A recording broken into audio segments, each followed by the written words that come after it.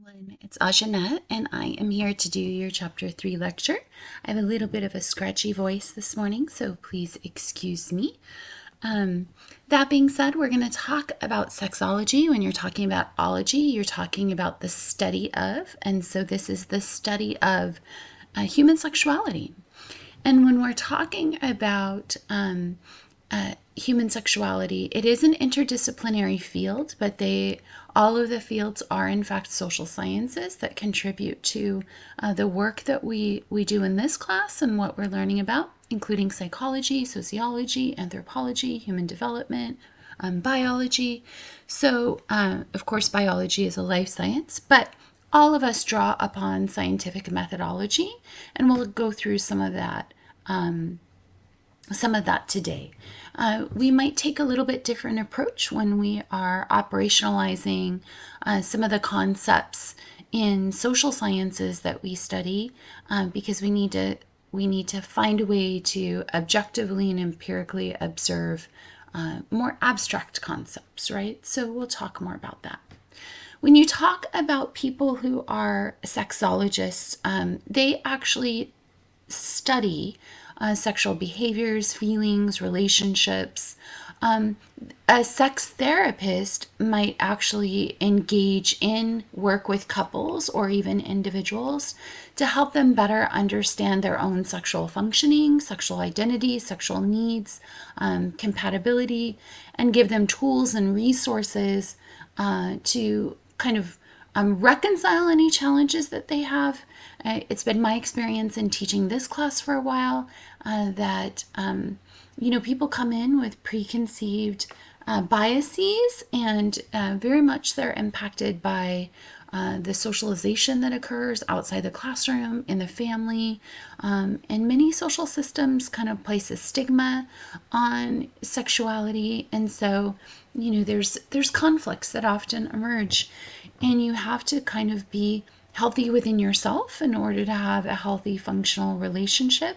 So sometimes these issues don't surface until you're in a relationship, and a sex therapist might help you work through those individually and as a couple. So interestingly enough, you hear a lot about kind of modern times, and particularly in education, how we are pushing our agenda or kind of corrupting modern day students, but that's actually not the case. Human sexuality is not really just a contemporary concept. When you talk about human sexuality, it's been represented in artifacts, anthropological and archaeological artifacts, and that have existed since the beginning of humankind, right? So it's reflected in art from complex societies and ancient civilizations. It is reflected in some of the products that have been produced, including the Kama Sutra that was discussed in the last chapter. So it is not a new concept. Certainly the way we conceptualize it here in the United States, and that kind of Christian bias and lens that shapes a lot of what society historically in the US has thought of human sexuality, is fairly new, right? When we talk about the scientific study, where we actually apply the scientific method in studying sexuality, that's fairly new when you look at the overall body of time that we've learned about society, right? So about 125 years of actually studying human sexuality scientifically. That started with a book written by Kraft Ebing, who really now kind of took our field and established it as a discipline that was studied in academia, give it some credibility, some respect, right? Then you had Ellis come up with a book called Sexual Inversion, and interestingly enough, this actually brought some light to studying more sexual diversity in the field, and and where these things probably weren't talked about as openly, certainly in the Victorian era and prior. This brought some objectivity and some perspective to understanding diversity. And so when you talk about, contemporary educators, modern day educators corrupting our youth, or the LGBTQ community and some of the older generations, including Gen X, right, including my own generation, might think of these concepts as new. They're actually not, since we actually started studying human sexuality in a scientific and objective way. We actually have a record of gender and sexual diversity. And Ellis actually definitely presented these concepts in a way that didn't stigmatize them, didn't pathologize them. They weren't considered, in any way a flaw or abnormal or a disease or a disorder, but rather just normal variation and diversity that exists within the human experience. And so he was kind of one of our first social justice advocates, and advocated for sexual equality and gender equality as well. And interestingly enough, his research allowed him to better understand the diversity of sexuality, but also of gender. And he viewed those as separate and distinct concepts, which is very similar to how we talk about gender and sex today. And so it is not a new concept. It is built in and sewn into our scientific research on human sexuality and related identities since our origins as a field. Okay, so following Ellis was Freud, and we talked a little bit about Freud. Freud actually it aligns with what he called the psychoanalytic perspective, and so Freud really is kind of credited with bringing conversations about sexual interests and urges and drives into the forefront of conversation. So in many ways, he was very valuable to the field in that he opened dialogue and conversations that were really critical and important, right? But at the same time, he did case studies, and his research was largely built upon what was identified as a neurotic sample. It was a small sample, and because the focus was on individuals that were already experiencing challenges and pathologies, it probably wasn't the most representative sample, right? It also lacked diversity, both in terms of gender, sex, as well as race and ethnicity. And so his theory was born out of a very kind of biased perspective and lens.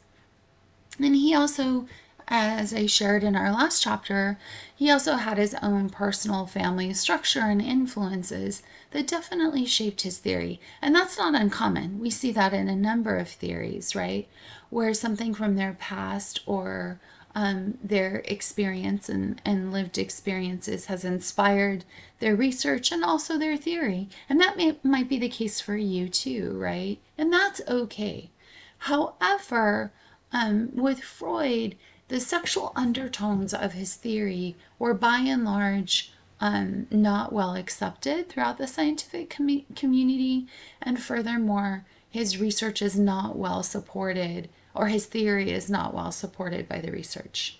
That said, he did present the sexual theory of development that really linked our sexuality with our development. And that, in many ways, was revolutionary because it really addressed the fact that our sexuality is a core element of who we are overall. And it very much can influence how we develop and how we grow over time. Now, he suggested how these stages are resolved can have long-term implications to our functioning and well-being. And if by chance they're not resolved in a healthy way, then it can create fixation or challenges that impede us in our development and functioning for the rest of our lives. And so, as it relates to our sexual functioning, he suggested that unhealthy resolution of these developmental stages could create frigidity within us, inflexibility, very rigid standards, expectations, very, maybe high levels of discomfort and boundaries, even impotence for men where they can't become sexually aroused or gain an erection. And so he was really the first to talk about kind of the psychological underpinnings that influence sexual arousal and anal retentiveness, or somebody that might be like a type A personality, very rigid, structured, demanding, and a perfectionist of sorts, right? Even controlling. And so when we go through Freud's theories, we do talk about the oral stage where the sexual urges and drives are centered around those oral needs being met. And that's in infancy, right? That's critical to survival. Makes sense that his attention would be drawn there, whether it needed to be tied into, this notion of a sexual or primal urge. That's another story. And then anal stage moves into toddlerhood when the focus now becomes on potty training. And so the erogenous zone of focus is the anus. And really, this actually is tied to a tremendous amount of autonomy that's developed in toddlerhood, where children not only gain control of their own bodies, but they can actually develop a voice and start to say no, and recognize themselves as separate and distinct, right? And having some degree of control over themselves. The phallic stage is really referencing kind of the focus on the genitals. This is in preschool. It's not uncommon, as I've mentioned, that preschoolers might engage in regular fondling of themselves, and not even necessarily in a sexual way, but purely in a way where they're starting to understand or recognize the physical pleasure. And they actually have more control over their bodies now. And so they can actually touch themselves more in ways that are pleasuring. As I mentioned, the latent stage was thought to be a stage when kind of our sexual drives and urges become dormant, which is actually not accurate, not supported by the research. And then the genital stage, which starts in puberty, focuses more on how the genitals are changing again, the sexual drives and urges that are starting to appear, and how one starts to engage in romantic and sexual relationships.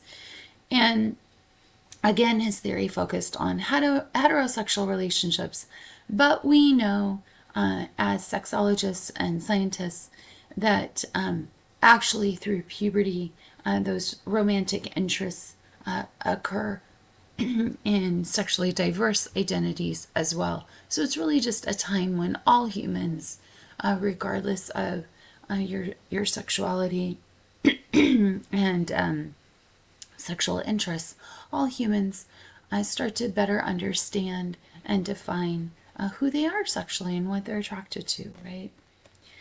And so moving on to looking at kind of a scientific approach, because I would argue that Freud, although he certainly brought a medical background and he did bring more of an objective and empirical approach and methodology, he didn't necessarily always apply the scientific method, right? And so Kinsey was one of the first to really now focus and concentrate a tremendous amount of energy and resources toward scientifically studying sexuality, specifically through Indiana University and the Kinsey Institute that was established. And he actually produced 2 different books, one in 1948 focused on sexuality within men, and 1953 focused on sexuality within women. And this was really the first time this type of information and conversation was being made widely available to the public at large. It wasn't just held within the scientific community or academia, but really society as a whole was kind of invited into the research, because he actually gathered data from large samples and was trying to understand what in fact are common sexual attitudes and behaviors that we see within society. And so this really opened up tremendous dialogue and started to kind of change and influence the way we looked at sex. We found out that a lot of the conceptions that we were told were probably inaccurate, right? That sexual behaviors and sexuality was much more diverse than we had previously thought as a society. And what was originally deemed as maybe abnormal or rare or odd or a sexual proclivity was actually much more common and natural within the human experience. And so we also had very kind of sexist views and looked at men as more sexual creatures and women were more pure and pious. And that's not the case either. Women actually have just as much sexual drive and interest as do men. And his research kind of established that. He also expanded our understanding of sexuality masturbation, in that his research discovered that both men and women engage in masturbation and took away that stigma that suggested that there were negative implications or consequences associated with masturbation. You're not going to go blind, you're not going to go sterile, all these kind of wives' tales that were shared in society as a mechanism of control and judgment, and kind of made these things more secret and happening behind the scenes, and kind of pathologized them and demonized them. He kind of lifted some of that negativity. He also established the fact that homosexuality, same-sex interaction, was much more common than previously thought, and it also was a normal variation of our sexual expression. And then finally, he developed what was called the Kinsey scales, and these actually allow us to categorize our sexual orientation.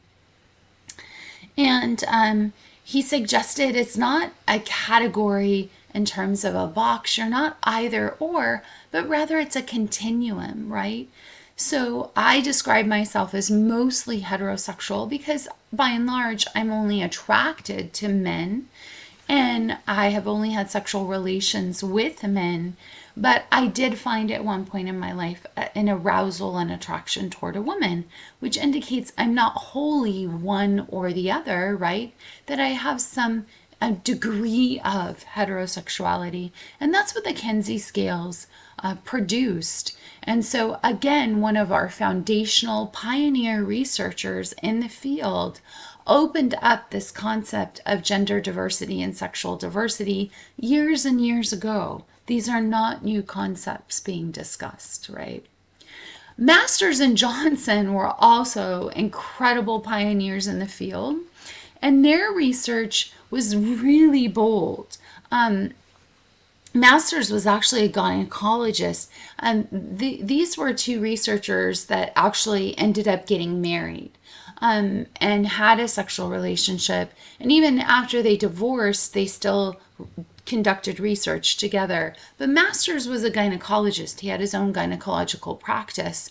And so that medical background brought a very different perspective and credibility to the research that they did.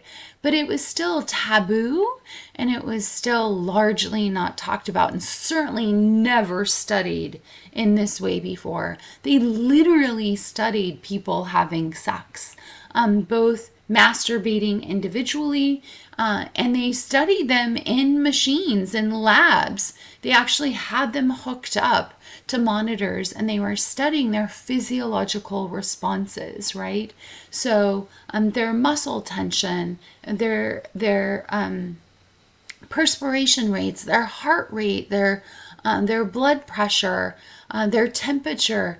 They were literally looking at how the body physiologically responds to sexual encounters and engagement. And through that process, they developed what's called the sexual response cycle.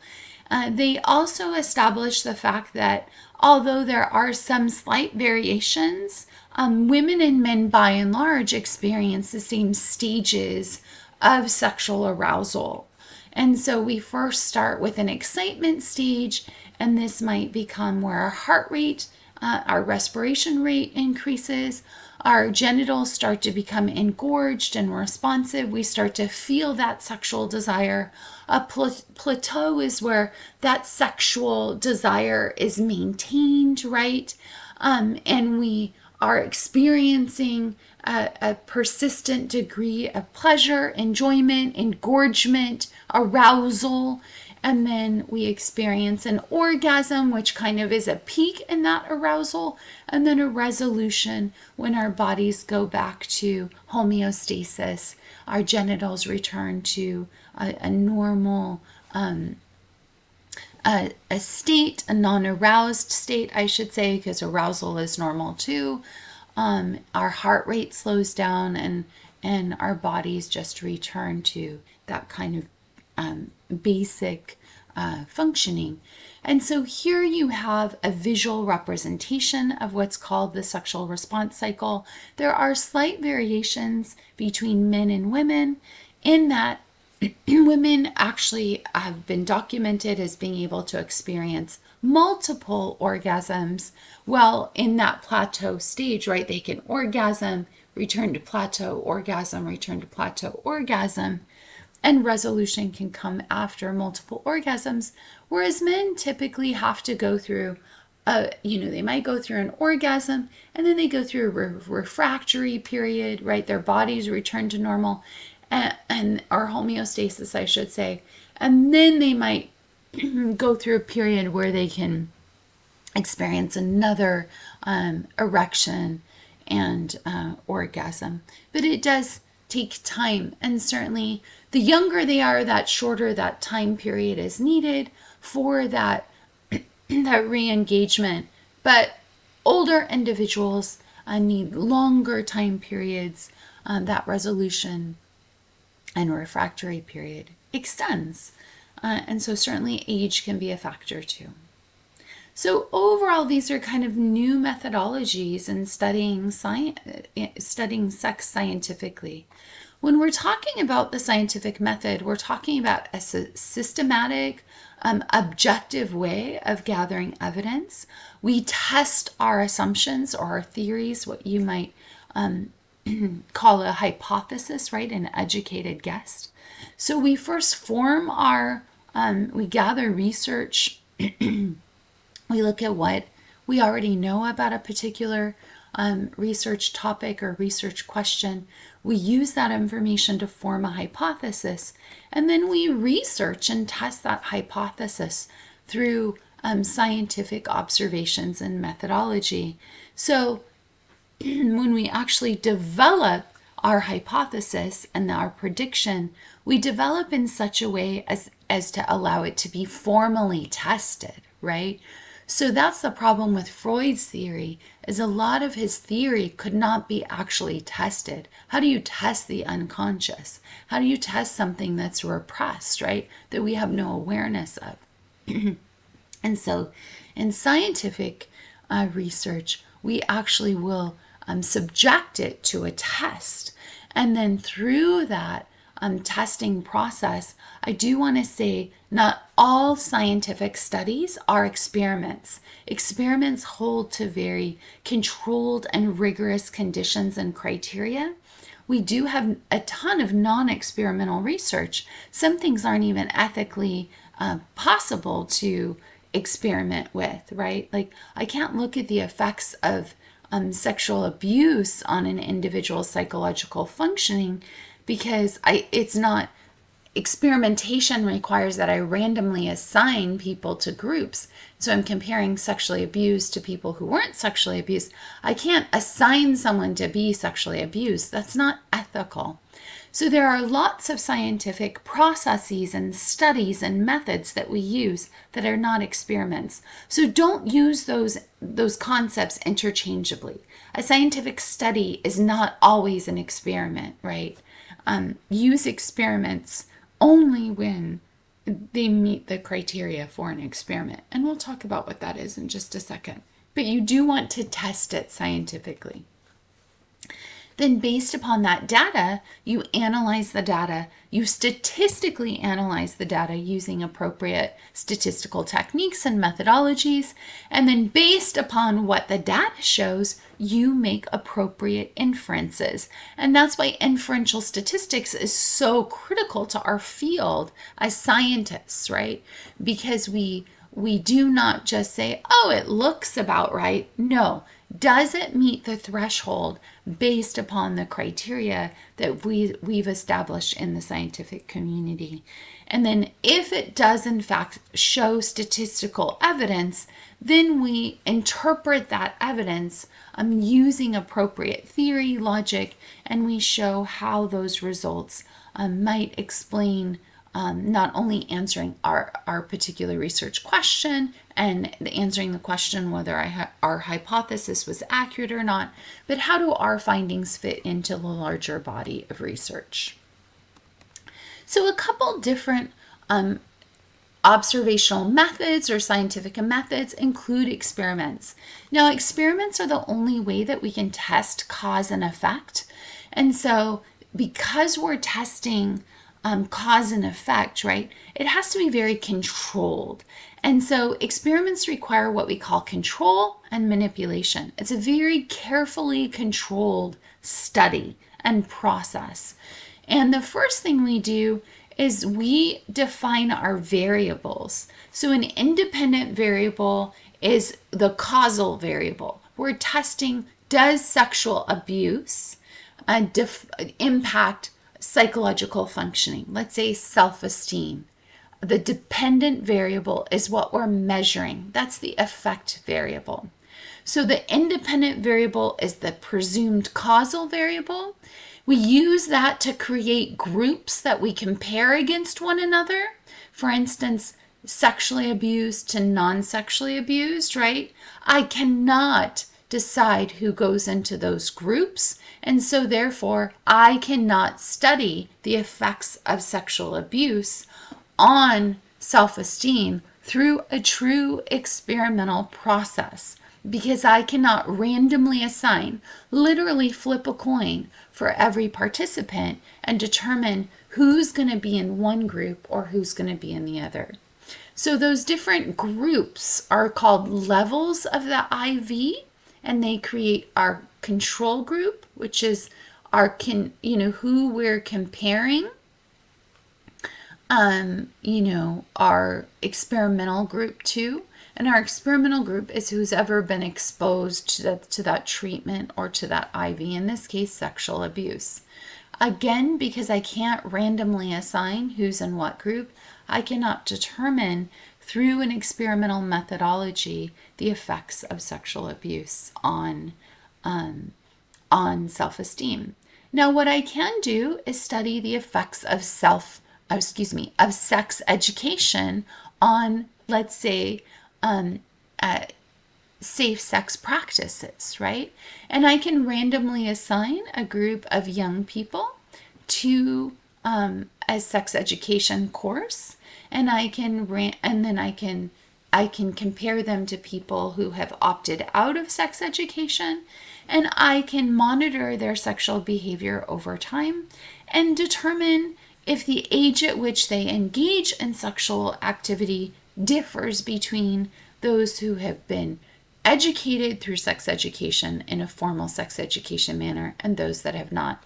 And actually, there's very clear research, and the research shows that sex education actually positively impacts more responsible sexual behavior. They're more likely to delay the age at which they're having sex. They're more likely to engage in safe sex practices and use condoms and birth controls. They're more likely to be comfortable talking about sex with their partners. They're actually more likely to have open sexual communication and dialogue with their parents as well. Typically, parents that authorize their children to have sex education are more open to talking about it and don't have the same types of rigid conceptions about sex. So that's something I can do through an experiment, because I can randomly assign someone to who gets sex education. I can also break up that independent variable, and I can create multiple experimental groups where I might have a control group that doesn't get sex education, one experimental group that gets abstinence-only sex education, and another experimental group that gets a sex education program that really aims at sex positivity, doesn't pathologize sexual behavior, really empowers people to have a positive, healthy sexual identity, not to be judgmental about diverse sexual activity, and to really not judge others in their activity or themselves. And I can look at what are the outcomes on self-esteem, body image, sexual empowerment, and how that impacts their at-risk sexual behaviors, right? And what the research shows is that actually abstinence-only programs are far less effective than sexually empowering or sex positivity programs. So really interesting research.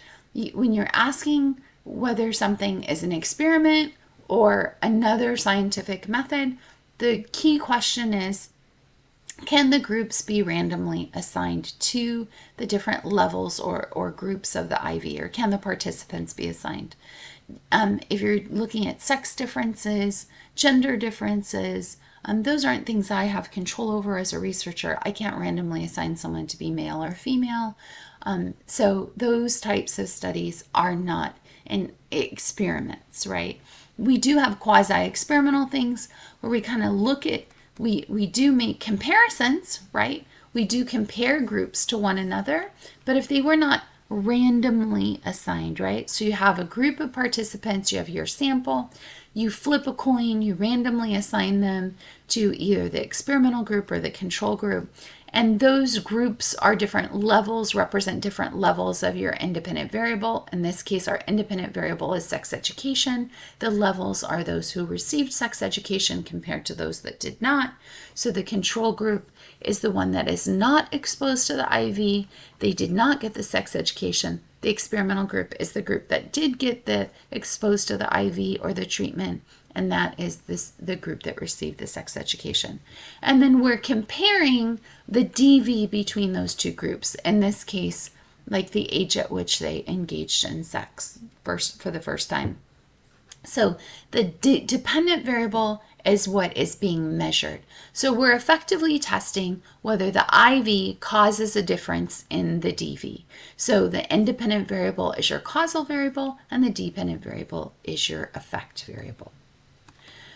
You also have correlational research, which is a non-experimental methodology.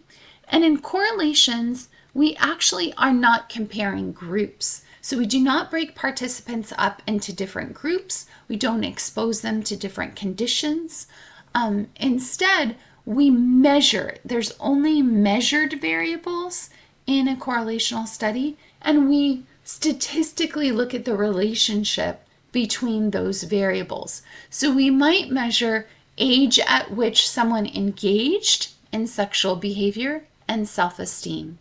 And so what happens is you can actually plot these on what's called a scatter plot, and your x-axis represents one of the variables, age at which they engage. I'm going to do it in this middle one. Age at which they engaged in their first sexual encounter, and then the Y is the self-esteem. And what we actually find is, well, no, I'm going to go back over here. What we actually find is the older they are when they have sex for the first time, the higher self-esteem. People who have sex at younger ages actually have lower self-esteem. So as age increases, self-esteem increases. That's what we call a positive correlation. When one variable increases and the other one increases too, that's a positive correlation when they go in the same direction. The lower the age, the lower the self-esteem. They still are going in the same direction, even though it's both down. It's still a positive correlation. A negative correlation means they go in opposite directions. So the comfort level talking about sex and hold on. How about, let's say, higher religiosity is associated with a lower sense of sexual empowerment and identity. Okay? So those things go in opposite directions. As religiosity increases, sexual self-esteem declines. Okay? And in terms of this third one, this is really, this is showing like a weak positive correlation. It might even be kind of no correlation statistically if it doesn't meet the threshold and it's just a blob of dots and there's no clear pattern or linear pattern that emerges. We don't consider it to be a correlation. And so there's different types of correlations, positive and negative. Positive means as one variable increases or decreases, the other goes in the same direction, and negative means they go in opposite directions. Now, it's important to note that correlation is not causation. Just because younger ages are associated with lower self-esteem does not mean that having sex at a younger age means you have lower self-esteem. Actually, there's all kinds of things that correlate with having sex at a younger age. Less parental supervision, lower quality parental relationships, the potential engagement in like other risky behaviors like drug and alcohol use, other delinquent type of behaviors like ditching, truancy, actually increased, there's an increased association of having sex at a younger age consciously and intentionally when you've been sexually abused, right? And so all of those things might also be related to low self-esteem, right? So now you have some potential third variable that's not just impacting the age at which you're having sex, it's also impacting self-esteem. And that's why we don't say that, the age at which you have sex causes a difference in self-esteem. It's related to, right? This example right here that you see is looking at the relationship between self-esteem and depression. We don't say that low self-esteem causes depression. Maybe it's the depression that causes the low self-esteem. In a correlational study, you don't know which came first, right? You just know that they occur together and there's a particular pattern or relationship that occurs. You really don't know which is causing the other. And it could be that there's some other completely third variable causing both, such as major trauma, stress in their lives, or maybe abuse, right? Or maybe they have a biological predisposition where they have low serotonin levels, low norepinephrine levels, right? And so that impacts both self-esteem and depression. So because of these unknown factors that we're not controlling for like we do in an experiment, then we can never say that correlation is the same as causation. The only methodology that allows you to say that the IV caused a difference in the DV is a true experiment that relied on random assignment. Other types of studies or methodologies that we use are survey research, which rely on self-report. Self-report measures do have advantages and disadvantages. Every method does, right? Particularly as it relates to sexuality, studying sexuality. Self-report can be inherently problematic because of the researcher's biases, the participants' biases, because of sometimes the tendency to make ourselves look better. And when society says that, having more sexual partners is good for men, they might over-report how many sexual partners they have to make themselves look better.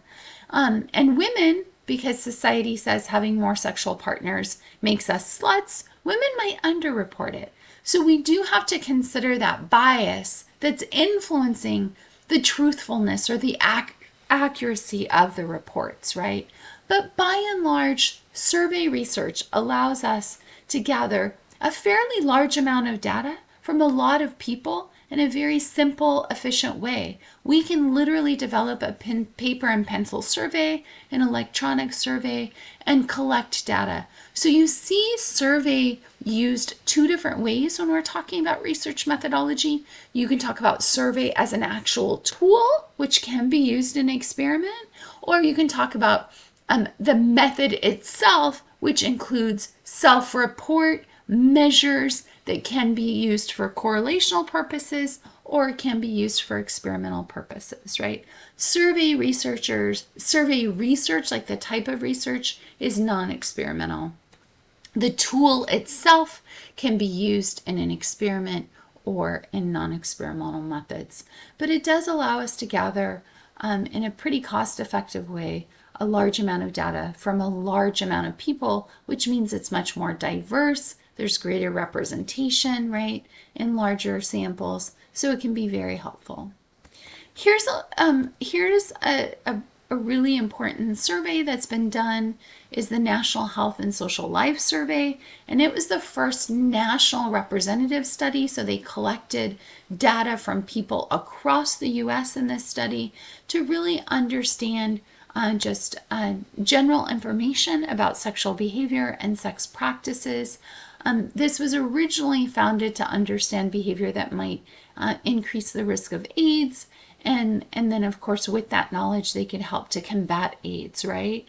But you can see it had a large sample, and they randomly chose different household addresses and sent interviewers out to collect data.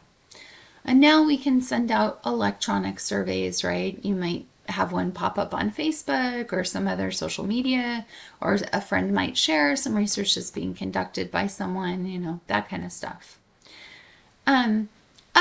Another study is a national survey of family growth, which really was also conducted in the same way, like interviews, and then they collected data electronically.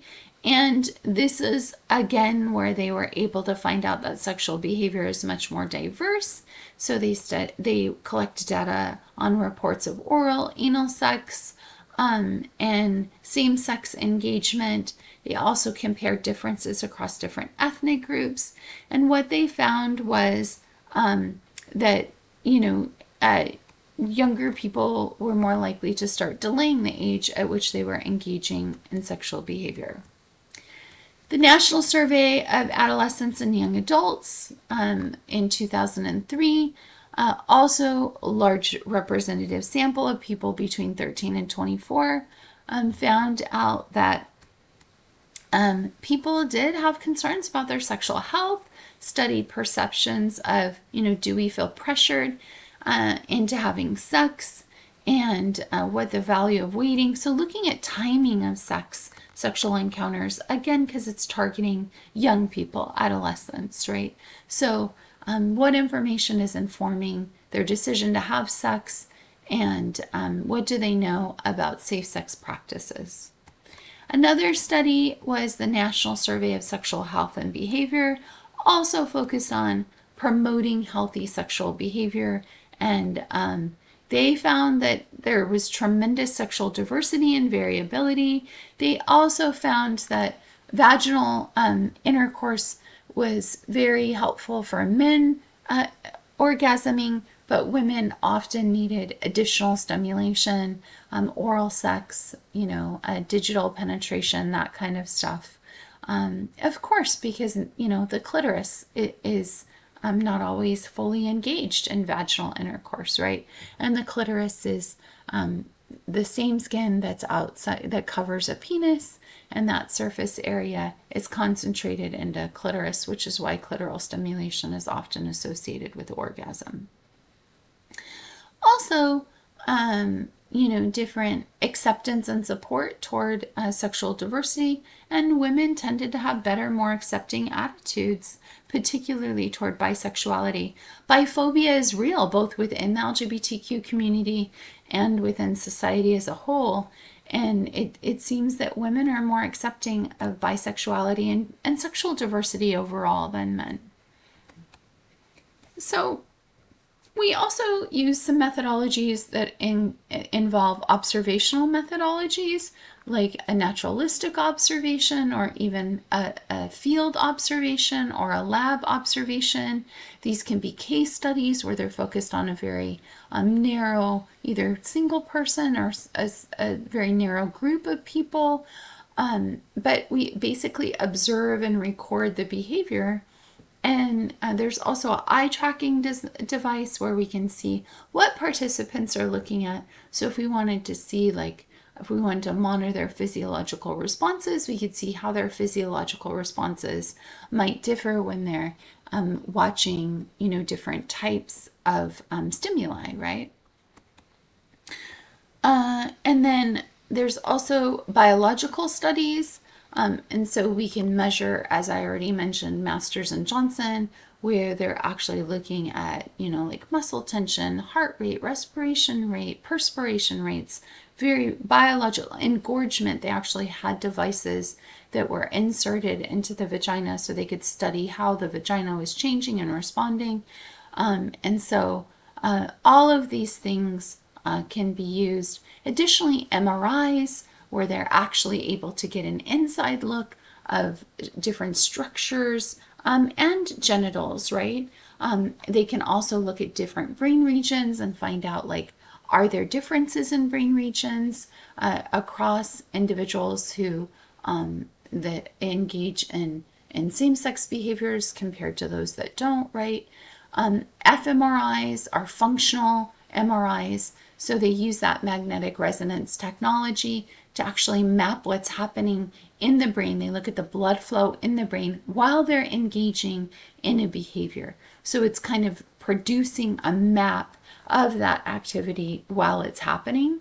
Pupil dilation, penile, effectively vasoconstriction, and ejaculation, right? They actually can see, is it becoming hard or not hard? What's the blood flow? This is one thing when they're trying to look at erectile dysfunction. They can actually put a ring around the penis while they're sleeping and see most men experience erectile dysfunction during REM sleep. And so if by chance that ring, shows, it breaks, or it's showing that there was in fact engorgement during REM sleep, then that would indicate that the erectile dysfunction is not physical, it's not biological or physiological. The penis is in fact able to gain an erection, that the erectile dysfunction might be more psychological, right? And then they can do the same thing, again, measuring engorgement and vaginal changes, also biologically and physiologically with a device, and then studying actual changes in body temperature. Other things that you might see sexologists studying is media content, right? So we can actually go through and look at historical documents, let's say about ads, print ads, commercial ads, and see the way in which, the sexual undertones or acceptance or diversity that was represented in media, decades ago compared to now. And so now I think we just have greater access to various types of media. And so that's why people might think that we are changing sexually. We're really not. We've always been, human beings have all, we're complex. So we've always had tremendous sexual diversity. Qualitative methods, so quantitative methods quantify stuff. So there's some sort of number involved, quantities. We're counting, we're measuring. Qualitative might include an interview. And so we're asking someone about their knowledge of the LGBTQ community, or we're asking someone similar to what I did on your syllabus quiz, like, how did you learn about sex? Did your family talk to you about sex? And so I can identify patterns that emerge. I can code the data and identify patterns that emerge, like what percentage of you heard it from your parents? What percentage of you never, ever, there was never a conversation? What percentage of you you only had what was accessible through a sex ed class in junior high or high school, right? I can code that data and come up with patterns and results from looking at the qualitative information you gave me, even though I didn't collect any data that I quantified from you, right? There's also a meta-analysis, where a meta-analysis is a study of a number of studies. So my data collection is not new participants. It's actual, I draw a bunch of studies and then I analyze the commonalities and the shared statistical outcomes across all those research studies, which can be really valuable because it lets me look at maybe a non-experimental study and an experimental study. So I have different methodologies and scientific approaches, but yet they produced a similar basically outcome or pattern, right? And when you have the same kind of outcome produced from different methodologies, it gives it more validity and generalizability. So we do, as I mentioned earlier, we have to consider the bias in research. Most definitely one bias that's prominent is geographical and cultural bias. Sadly, historically, a lot of our research on human sexuality is on kind of westernized cultures and countries, what might be referred to as the global north. And the way in which we view or engage sexually might be very different than what you might find in like an Asian culture or a Middle Eastern culture, right? And so we have to be very careful about not being ethnocentric and leaning into our own biases and understanding that the study results might only be applicable to similar groups or similar cultures that are represented in that study. And we also have to be concerned about our sample size. If you're only asking one or two people, they probably don't represent the diverse views. So larger samples have greater value.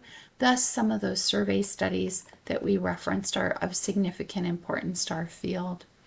We also have to be careful because we often rely on convenience samples rather than just true random sampling where every possible person is included in the study or invited to join the study.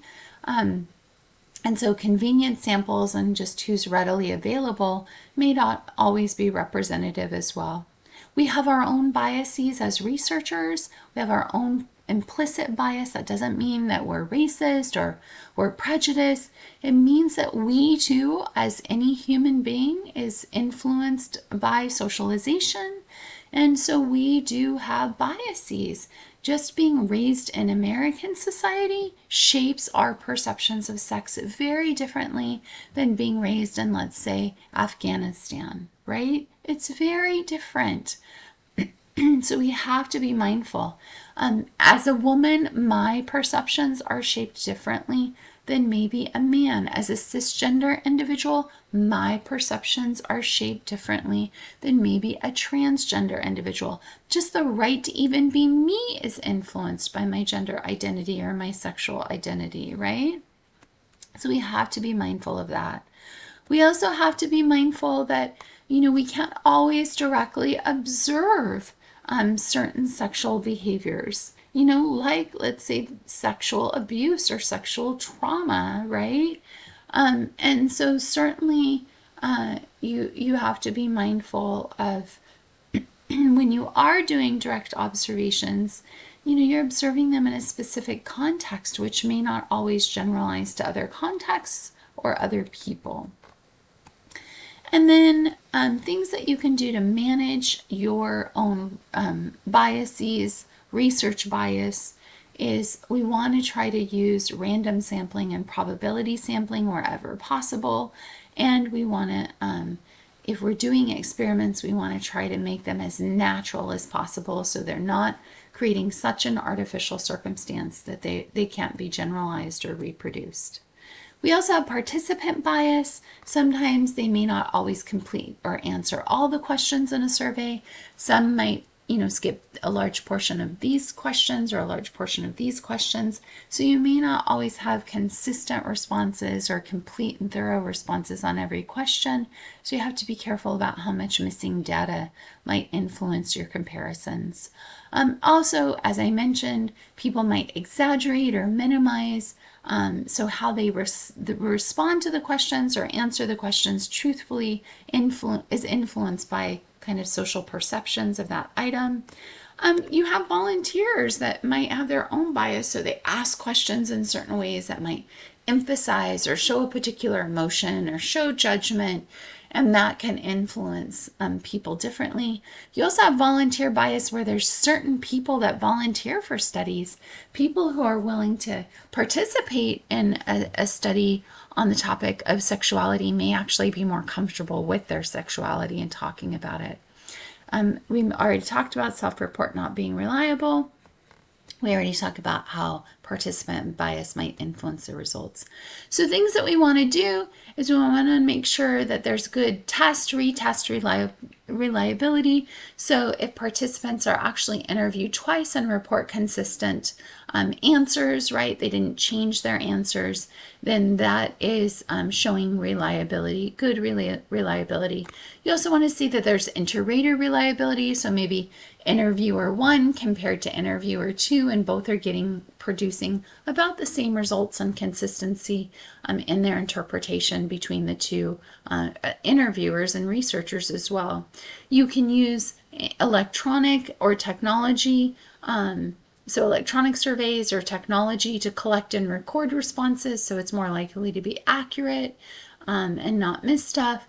And then you can use multiple methodologies in studying a particular concept, an experimental study on a particular topic, a non-experimental correlational study, interviews, surveys, case studies, and they're all kind of showing the same general results. As researchers, we always have to be concerned about ethics.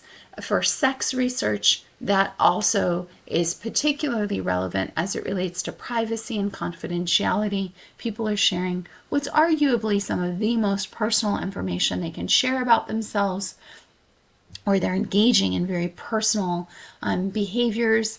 And so it's essential that their confidentiality is protected. It's essential that when we engage participants, we're doing no harm to them. There was a syphilis study, the Tuskegee syphilis study, and sadly this was focused on men of color studying syphilis.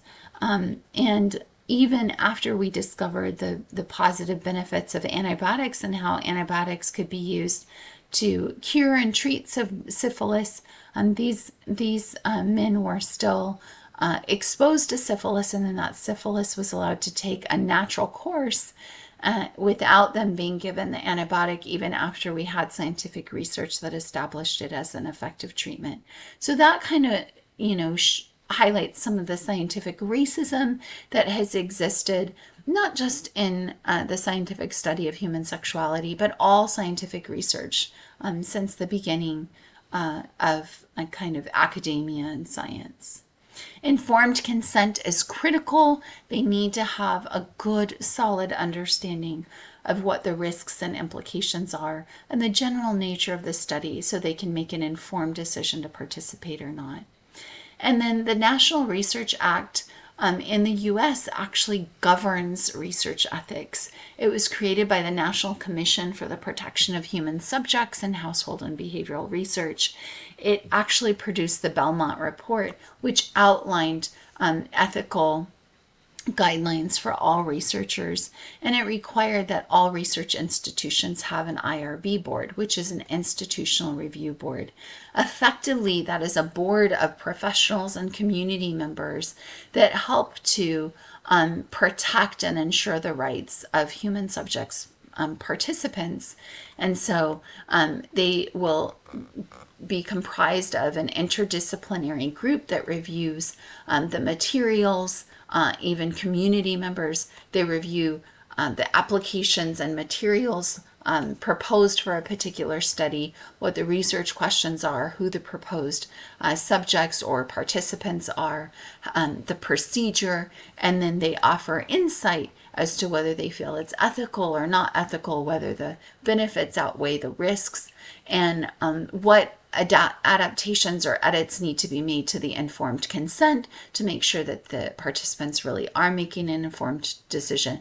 They might also make recommendations for changing the methodology, materials, or debriefing statement, which is a disclosure at the end of a study that lets participants know the true nature of the study, whether any kind of deception was used and why, and the specific research questions that are being studied, and again, the risks and benefits and where they might get help or support if needed. So that's the end of chapter 3.